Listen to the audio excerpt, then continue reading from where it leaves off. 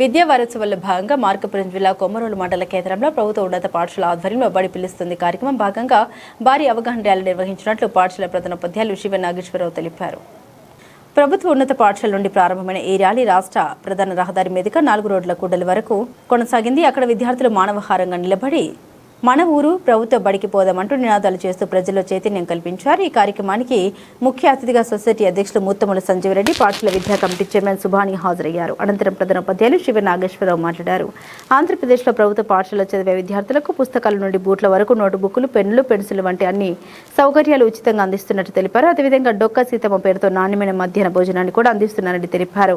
Private పాఠశాలలో భారీ ఖర్చులు పెట్టి ఇబ్బందులు పడకుండా తల్లిదండ్రులు తమ పిల్లలు ప్రభుత్వ పాఠశాలలోనే చేర్పించాలని ఆయన కోరారు. అనంతరం ఉపాధ్యాయులు విశ్వరూపాచారి ప్రభుత్వ పాఠశాలలో అందుబాటులో ఉన్న సదుపాయాలపై వివరించారు. ఈ సందర్భంగా సొసైటీ అధ్యక్షుడు సంజీవరెడ్డి మాట్లాడారు.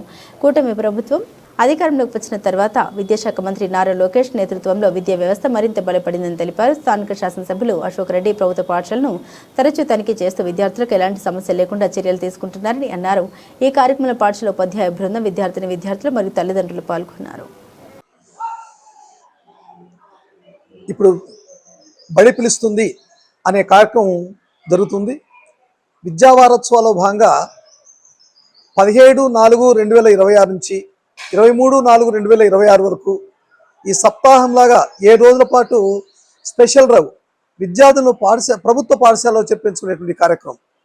అయితే పిల్లలు తల్లిదండ్రులకు కానీ నమ్మకం కలిగించడం కోసం పాఠశాలలో నాణ్యమైన విద్య అందిస్తున్నాం. ఈ నాణ్యమైన విద్యలో భాగంగా డిజిటల్ బోధన, పిల్లలకి IFE ప్యానల్స్ ద్వారా పిల్లలకు పాఠ్యాంశాలు బోధించడము, తర్వాత పాఠ్యాంశాలు బోధించాక సాయంత్రము స్టడీ అవర్స్ నిర్వహించడం. ఒక 10th క్లాస్కే కాకుండా మిగిలినటువంటి క్లాసులు కూడా సాయంత్రం పూట పిల్లలకు స్టడీ అవర్స్ నిర్వహిస్తున్నాం. 10వ తరగతి పరీక్షల సమయంలో పిల్లలకి అల్పాహార కార్యక్రమం కూడా మన పాఠశాలలో ఏర్పాటు చేశాం. అందుకే రేపు నిన్న జరిగినటువంటి 10వ తరగతి పరీక్షల్లో రేపు రాబోయే రిజల్ట్లో మంచి ఉత్తీర్ణత ఫలితాలు మాకు వస్తాయని ఆశిస్తున్నాం. దాదాపు 570 మార్కుల పైన ఓ 10 మంది విద్యార్థులకు, అలాగే 100% రిజల్ట్ కూడా మాకు 10వ తరగతిలో రాబోతుంది. మరి ఈ విషయాన్ని తల్లిదండ్రులకు కూడా తెలియజేయడం కోసం మరి ఈరోజు ప్రొసెషన్ ఒక ఊరేగింపుగా మరి కొమరోలు టౌన్లో మరి ప్రొసెషన్గా వెళ్ళాం. అక్కడ కూడా మరి తల్లిదండ్రులు అందరూ కూడా ఆ కార్యక్రమంలో పాల్గొన్నారు. ఈరోజు ప్రభుత్వము విద్యార్థుల కోసం స్పెషల్ కిట్ 21 వస్తువులతో ఒక స్పెషల్ కిట్ ఏర్పాటు చేసింది. అంటే యూనిఫామ్తో పాటు టై, బెల్టు, షూసు, సాక్సులు, పాఠ్య పుస్తకాలు, నోటు పుస్తకాలు.